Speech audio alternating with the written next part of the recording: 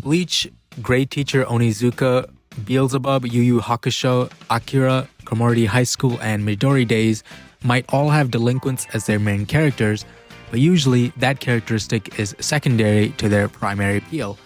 Bleach has the Soul Reapers, GTO has the teacher aspect, Beelzebub has a baby demon lord that pees on the main character's head, Yu Yu Hakusho has spirit detectives, Akira is futuristic, Cromartie High School has Freddie Mercury, and Midori Days is a romance between a delinquent and a girl who literally turns into his hand.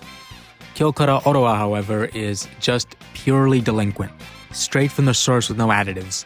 All killer, no filler, no fluff, no superpowers, dead pop icons, or girls that turn into hands. It's just straight up throwing hands and comedy for the entirety of the show, and it's perfect. In Kyou Oroa, the two main characters, Ito and Mitsuhashi, decide to rebrand themselves as delinquents before their high school debut. They both go into a barbershop and get delinquent haircuts, Ito getting spiked up hair like a sea urchin and Mitsuhashi dyeing his hair blonde. From this point onwards, which is the English translation of the title, they basically fake it till they make it on their journey to becoming bona fide delinquents. Onto the music, the soundtrack is excellent. It's reminiscent of anime like Golden Boy in the sense that it feels retro, nostalgic, and just overall emanates good vibes.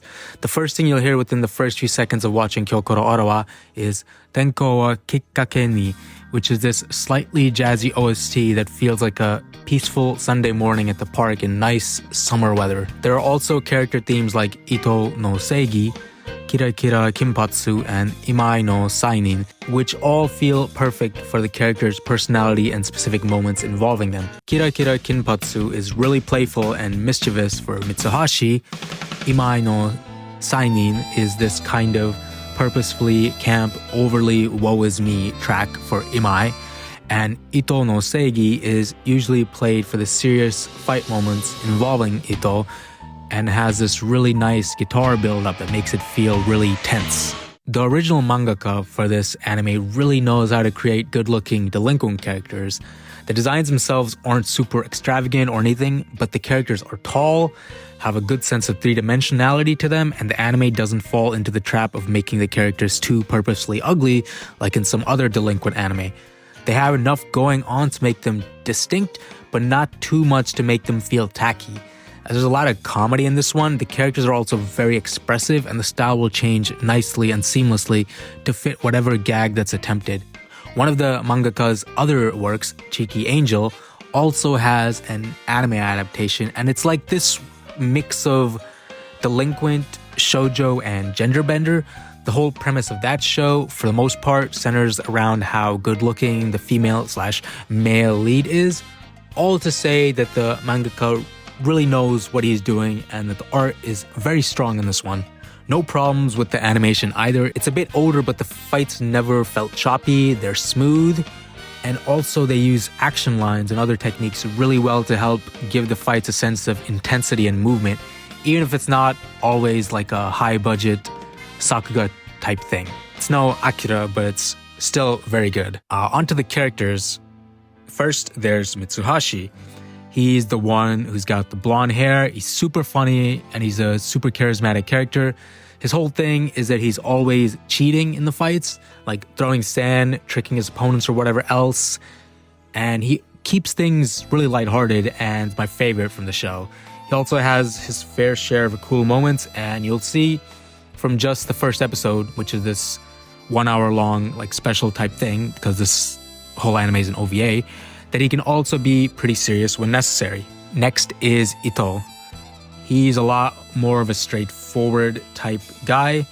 Unlike Mitsuhashi, he wants to fight fair, and like his soundtrack Ito no Seigi suggests, is more righteous. They complement and play off each other perfectly, so whenever you think Ito is too serious, you have Mitsuhashi being playful and vice versa.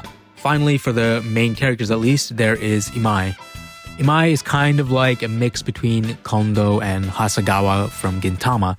He's often the butt of a joke, and like Kondo in Gintama, he also fails spectacularly in his romantic endeavors. Still a very lovable character though. He doesn't get as much screen time as the other two main leads, but when he does, it's always welcome. Some other characters, there's also Riko and Kyoko, who are the main characters' love interests and also delinquents, strong fighters themselves. There's Ryo, who's Riko's weaker brother, who doesn't really approve of delinquents and kind of acts as a sort of counter-argument to them a lot of times. And aside from that, there's also Tanegawa, who is basically the Robin to Mai and is basically always with him.